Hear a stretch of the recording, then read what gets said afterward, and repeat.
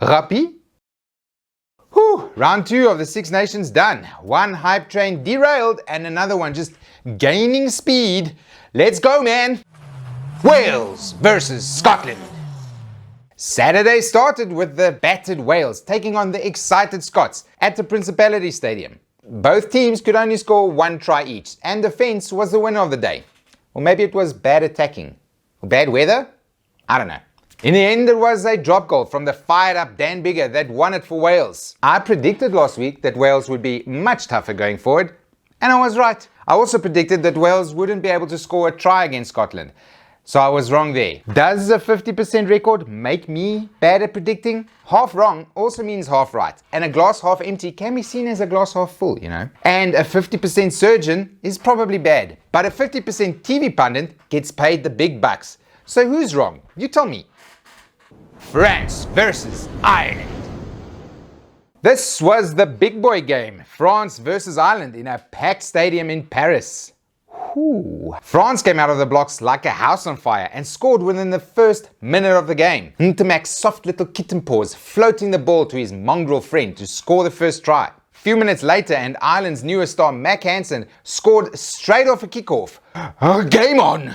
And then France's Jaminet's boots took over, and many penalties later, France were leading 22-7 just into the second half. Ireland, though, are a good team, and they fought back to just within 1 point. It was blockbuster stuff. In the end, France at home was just too good, winning 30-24. Both these teams are going super old school to beat the modern rush defense. They go up the middle hard for multiple phases to disorganize the other team. Teams are forced to bring in more players around the ruck to protect the fringes, and that is opening up a lot of space out wide. Le Bleu were just better at it this week with their massive pack and their incredible 9, sucking in players around the ruck.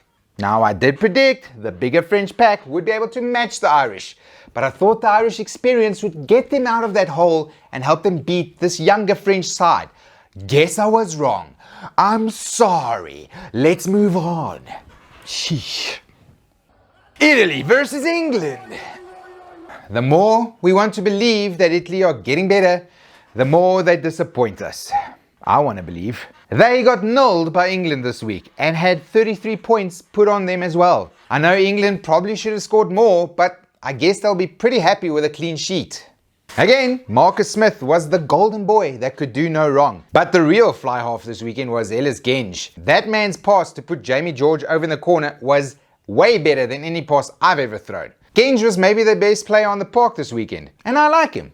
He's a cool guy. Really, this is a game that will be forgotten very quickly. The most annoying thing about it will be all the people calling for Italy to be dropped for Georgia, or at least for a promotion relegation match to be brought in. Like Italy wouldn't wipe the floor with Georgia after a Six Nations campaign. My prediction was super accurate though. Not once did I say Italy would score first. Six Nations takes a break for a week now, so I guess I'll have to jump back into the UROs. The jigger what? Let's just put that into the let's never look in this box that I keep deep down in my left ventricle and see what's in the news. The Springboks July fixtures in South Africa have been confirmed, and it's a 3-match series against Wales. Yay! South Africans haven't been able to see the Springboks live since 2019. 3 damnable years. Hopefully by the time July rolls around, we'll be able to go back to the stadiums and shout naughty words at Biggar and his friends. Super Rugby Pacific starts this weekend. I say starts because COVID has already kind of made a mess of it. It sure is crazy how little I know about this tournament now. Super Rugby used to be my be-all and end-all. Now, I don't know anything about it. I'm sure though, the first time I see the Crusaders or the Blues play, I'll be like, oh, that's what fast-paced, high-skill rugby looks like. Oh. Not much other news to talk about. Mostly it's just about players getting in and out of squads after the first 2 rounds of the Six Nations. Okay, that's the rugby update for this week. I will see you all next week after Marcus Smith is the new PM of England and Italy have been relegated down to the 2nd tier of the Currie Cup. It's very competitive there. Bye! Mwah.